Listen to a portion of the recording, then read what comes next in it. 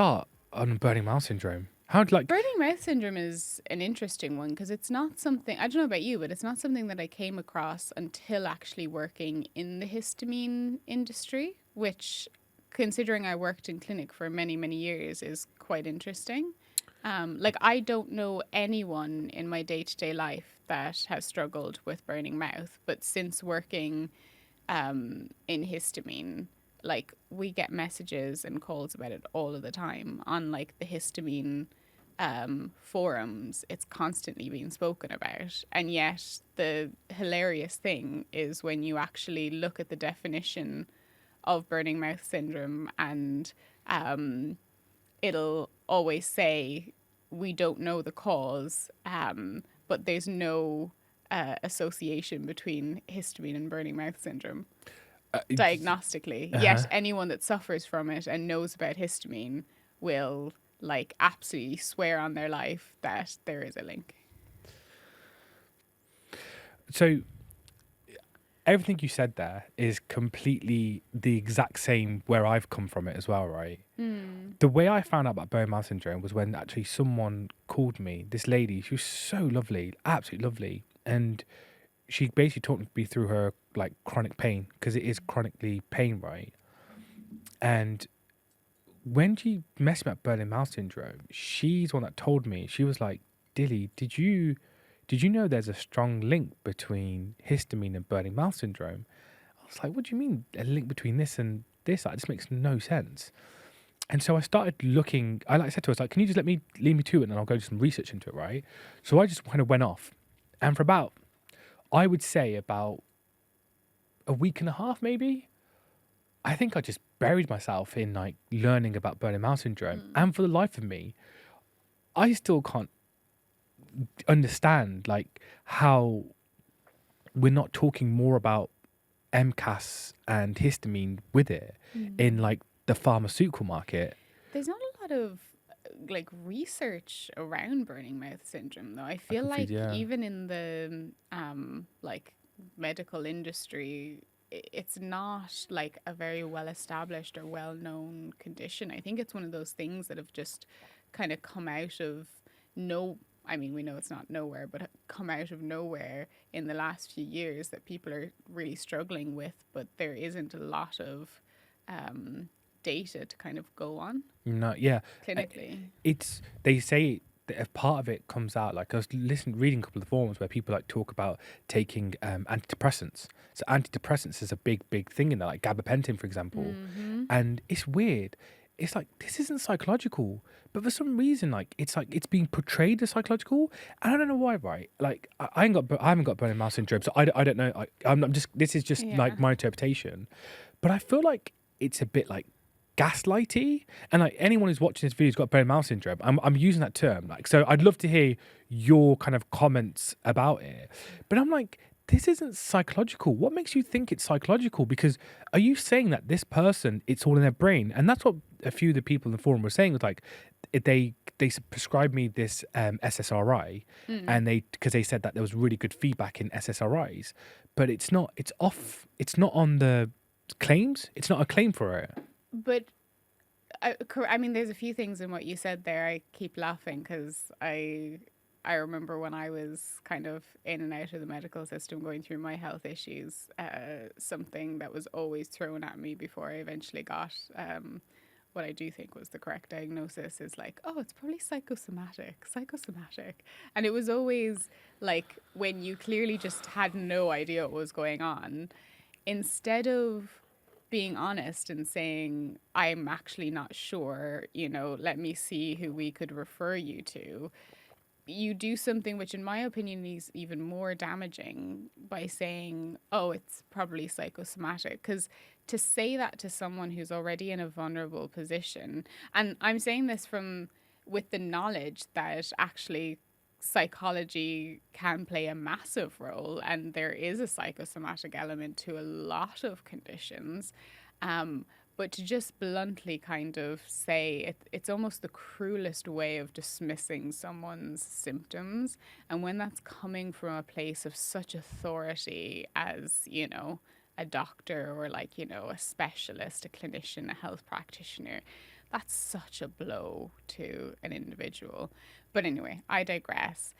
I No, no, no, correct me no, if no, no, no. Let's not digress there, okay. because that's a, like, we've made a statement about being like gas, like that's like a gaslight way of saying things, Yeah, right? it's very painful to It's receive that horrible. as the That's not nice. patient. And like, maybe I'm biased because I have been there, but like anytime I hear someone sharing their story and of being told that, like I literally go back to, It's a being that trauma response. child that like it is painful.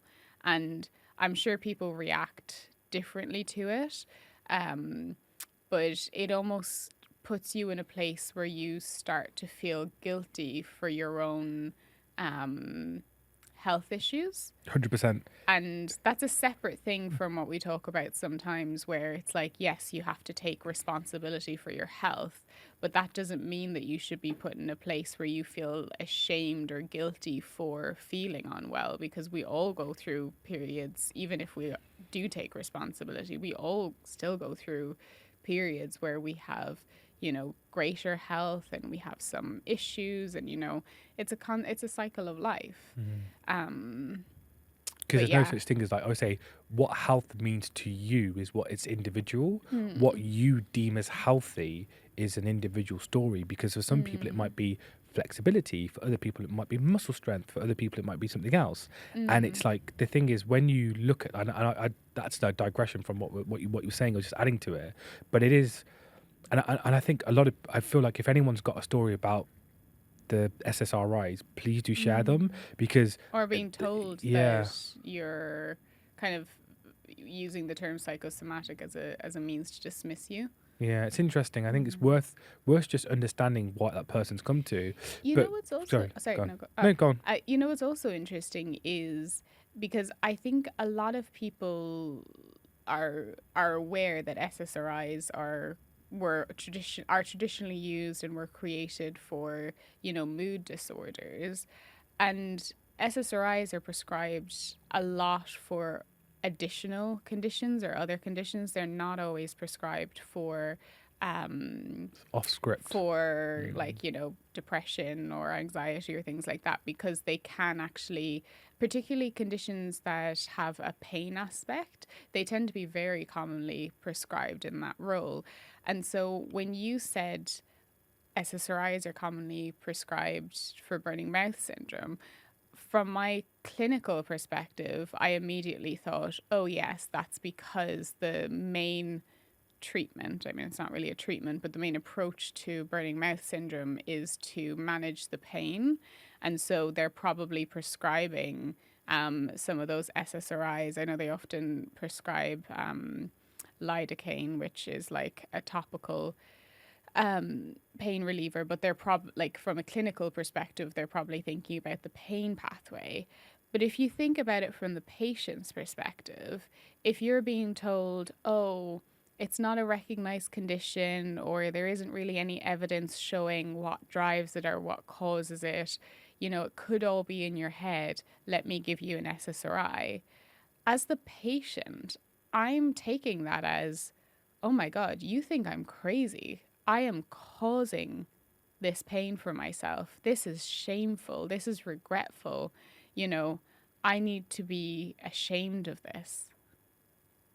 It's a very different thing. And I think that is very rarely explained. It's very rarely explained that, oh, I'm giving you this SSRI because it's used this way. Yeah, it's a bit of not say food for thought, should we say, or like it's a bit of a thought Must be process. said. Yeah, it does what it does. But and like, if you actually read the stories on people with burning mouth syndrome, it could be chronic, like every single day. Sounds horrendous. Oh, Like it really really is. painful. So when I was reading about burning mouth syndrome and it come up with mast cells, I started reading into like the mast cell activation syndrome part of it, or mast cell activation disorder they call it with with the BMS, right? Or burning mouth syndrome. And I came across a paper by a University of South Carolina, someone called Lawrence Afrin, and I'm going to tag the paper in the description so you can all read. And it was a paper that looked at the case studies, like 4 case studies. Was it 4? Yeah, or 3 case studies. Oh God, my memory's just gone on that because I was reading so much the last couple of days. But anyway, the case studies were talking about people with chronic burn mass syndromes, and obviously the facts are that more women are likely to get it over men. I think it's like 70 or 80% of women is like the number that they go towards. Which is an important statistic. Very important, because women hormonally, the shifts and stuff that does have plays an impact with it. And like they say, especially with people like women that go through menopause, and if you watch the video on Dr. Tina Pierce, I'll tag it in the description about menopause and symptoms. Well, He says a lot of people have underlying mast cell activation syndrome, and then when they have menopause, it's 10 times worse for them. And that's the thing with the Afrin study. When you read about it, Afrin goes into mast cell activation disorder, and they talk about these people's conditions. And like the first patient you see, you read about what they were prescribed. And it's, as you kind of go through the prescriptions, you're like, it was an SSRI at the start of it. It was focusing more on psychosomatic approaches. And then all of a sudden, what Afrin did was they went, what we're going to do is we're going to take away the novel approach, and we're going to look at it from a histamine perspective. And because of the fact that you have nerve endings in your tongue, and you have different receptors, the theory goes is that as histamine stimulates those specific receptors, it's what that sensation, so you get like a sensation or a feeling, and that's what causes that sensation that your tongue is burning. And what's interesting with burning mouth syndrome, one of the most prescribed over-the-counter solutions is B vitamins. In particular, B6. Interesting. I didn't know that. Yeah, in particular, not just like B12 and B2, etc., but B6 because Neuropathic pain. homocysteine. Homocysteine? Homocysteine. Yeah, My yeah. God, my brain sometimes go with things. You mustn't have had enough coffee, did you? Probably, yeah. B6 in particular because it breaks down catecholamines. Catecholamines.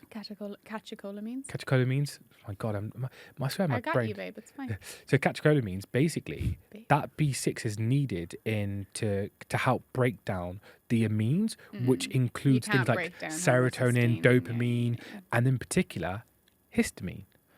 And so what they were saying is that so many people with burning mouth syndromes found a benefit when they started taking like a B complex. It's one of B complexes, vitamin C, for example, to another one, because vitamin C works with histamine.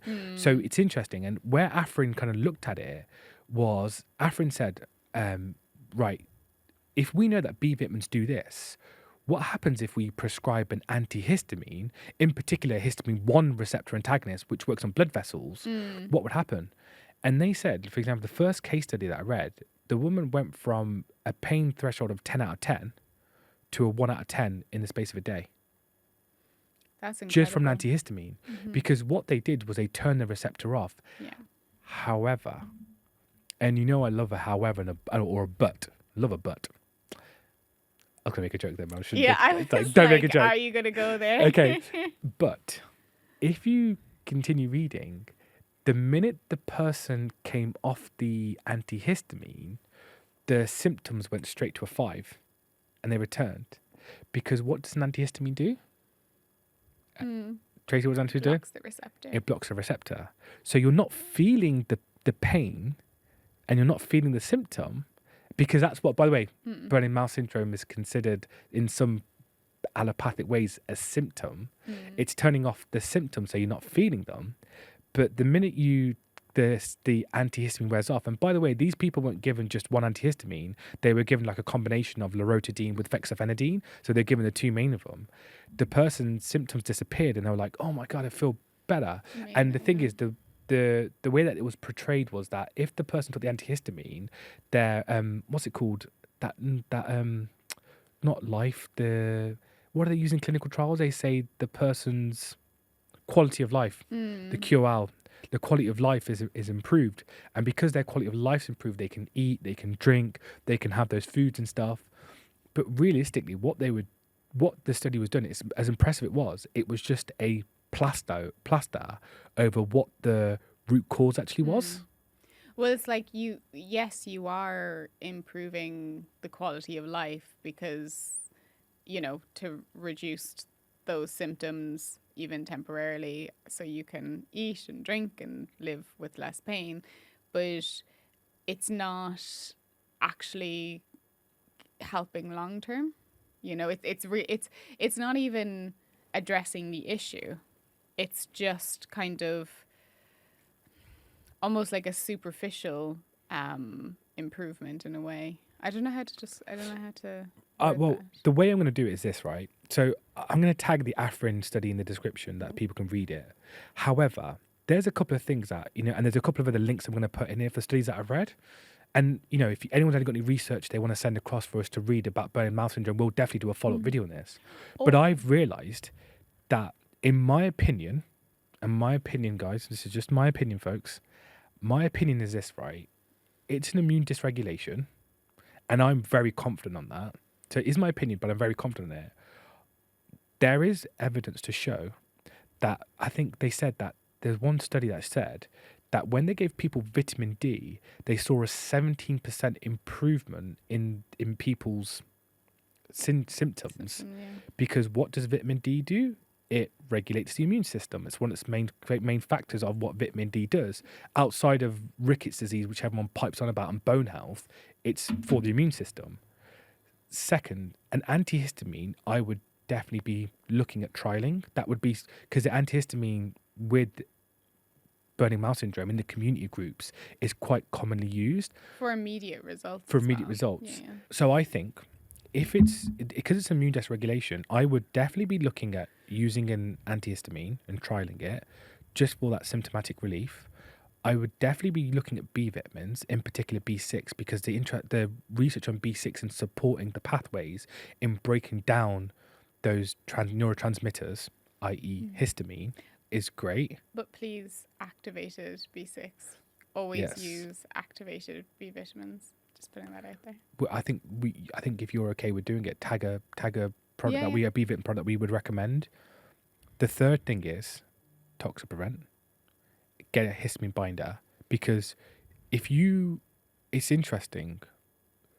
The reason why I kind of came into this was because of the histamine binder avenue of it. The problem with the antihistamines is with burning mouth syndrome is they block the receptor, but the symptoms will return, because the minute you turn the antihistamine wears off, the histamine's still circulating, so it will just reattach to that receptor and your symptoms will come back. If you use a histamine binder with the antihistamine, you will reduce the amount of histamine in the body. You'll help regulate the immune system. So when the antihistamine wears off, the symptoms reduce. And so my opinion is that as you do that, and we've seen it, anecdotally, the feedback's been very positive, but I think that's an avenue that should be looked at in more deeply.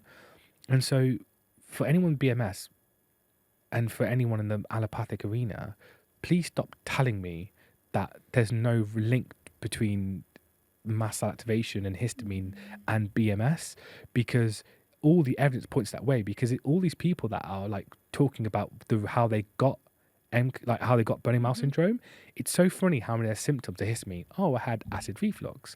I had really bad gut bloating. I had a nervous, my nervous system was overreactive. I felt really depressed, which are all to do with those neurotransmitters. So stop saying to people that histamine isn't a root of it. And I'm intrigued. Anyone who's listening to this video, let me know how you get on with that. Trial it and just let us know in the book, because I'm really intrigued, because I've had nothing but positive feedback. The only negative feedback I ever got was for someone who didn't get prescribed the right antihistamine, and that was because it has to be for the H1 receptor. Yeah, receptor. Yeah, they got given the wrong one. They got given the H2 receptor. They got given, I want to say, famotidine. I think the integrity of the stomach. It was completely wrong. They started working on the acid reflux rather than the actual what was in the skin, and that was it. Once we spoke to the GP, we switched it. The results came back much more positive. And I think that's the thing as well. We're just sharing information and our kind of opinions and our suggestions based on that information. You don't have to follow it. If you're suffering from burning mouth syndrome and you want to hold on to that claim of, there's no association with histamine and burning mouth syndrome, that's fine.